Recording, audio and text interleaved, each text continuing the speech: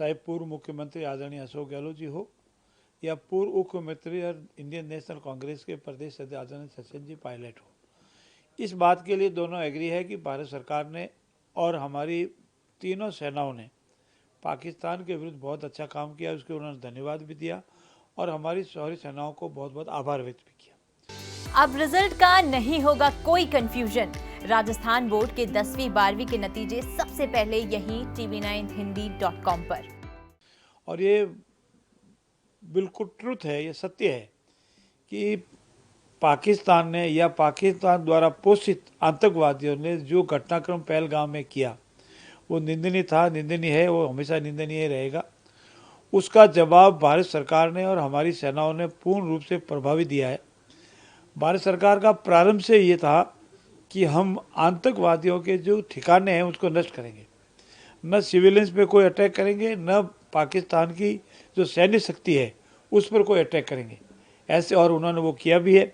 कुल 21 उनके आतंकी ठिकाने थे, उसमें से 9 को पूर्ण रूप से नष्ट कर दिया है और लगभग 100 आतंकियों को ख़त्म कर दिया है। और जिसमें से 3 या 5 बहुत बड़े बड़े खूंखार उनके अध्यक्ष या जो भी उनके आतंकी अक्का थे उनको भी समाप्त कर दिया है।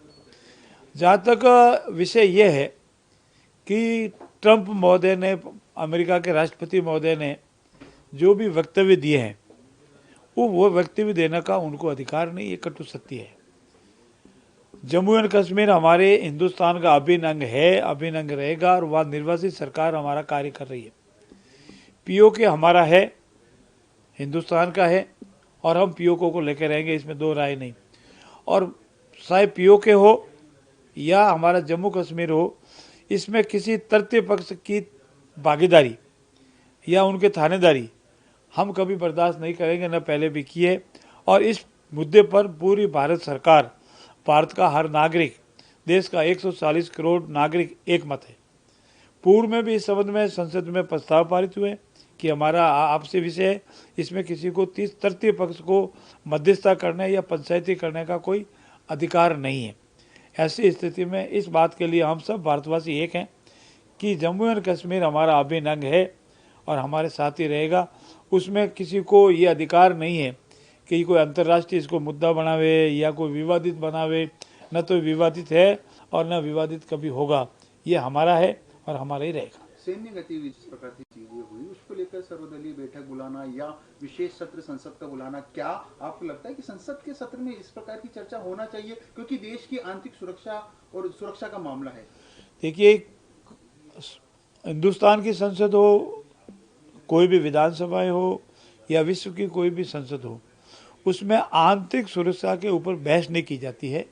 वो समझने का विषय होता है या कहीं भी बैठ करके उस पर चर्चा की जा सकती है, वो पब्लिक प्लेटफार्म पर, क्योंकि संसद एक पब्लिक प्लेटफार्म है।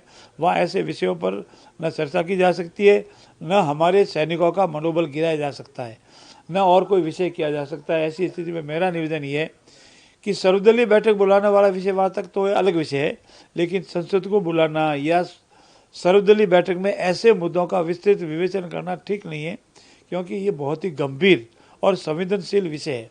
गंभीर और संवेदनशील विषयों पर एक स्थान पर ही या एक अथॉरिटी द्वारा ही डिस्कस किया जा सकता है। इसको सामान्य विषय की तरह डिस्कस नहीं किया जा सकता। इस बात का जिक्र किया कि हमने मध्यस्थता कराई, इस पर क्यों स्पष्ट नहीं कर रही सरकार? हमारे यशस्वी आदरणीय प्रधानमंत्री जी ने स्पष्ट कर दिया है कि इस मुद्दे पर किसी का कोई पक्ष हम सुनने को तैयार नहीं है। उनके वक्तव्य में स्पष्ट था। और हमारा भारत का हर नागरिक ये मानता है कि जम्मू कश्मीर के विषय में किसी तृतीय पक्ष को कोई पंचायती करने या मध्यस्थता करने का न तो हमने कहा न उनको करने का अधिकार है। और जब ये हमारा मुद्दा विवादित ही नहीं है तो मध्यस्थता का प्रश्न नहीं होता है। जम्मू कश्मीर हमारे हिंदुस्तान का अभिन्न अंग है, शांतिपूर्ण प्रदेश है। अभी तो आतंकवाद भी जो पोषित हो रहा है पाकिस्तान से, और पाकिस्तान उसको अंतर्राष्ट्रीय मुद्दा बनाने का कोशिश कर रहा है, उसमें वो अनेक बार मुक्की खा चुका है। और वो कोशिश करता है कि आतंकवादियों को भेज करके इसको अंतर्राष्ट्रीय मुद्दा बनाया जाए, पर उसमें वो कभी सफल नहीं हो पाएगा। ये हमारा अंतरूण विषय है और हम आपस में बैठ कर निपटाएंगे। राजस्थान बोर्ड के रिजल्ट का रियल टाइम अपडेट चाहिए तो याद रखिए, राजस्थान बोर्ड के 10वीं और 12वीं के नतीजे सबसे पहले TV9 Hindi.com पर।